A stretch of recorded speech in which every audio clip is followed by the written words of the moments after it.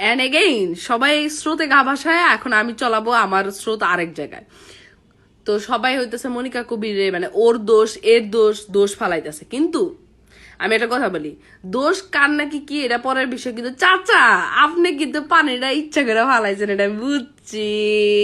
কারণ চাচা সব তো বেড়ার লোক মনিকার লোক ঝগড়া করে একবারে মনিকার দিকে তাকায় পানিটার এমনি এমনি মারতাছে, আমি কিন্তু দেখে ফেলেছি। আর আপনি যে ঠিক আছে, আপনি দোকানে বালি পরিষ্কার করতে যা পানি দিছেন, তাও এমন এমন করে মনিকার দিকে তাকে, কিন্তু তারপরে যে আপনি কচুটা দেখাইছেন এটা কিন্তু আমি দেখে ফেলেছি।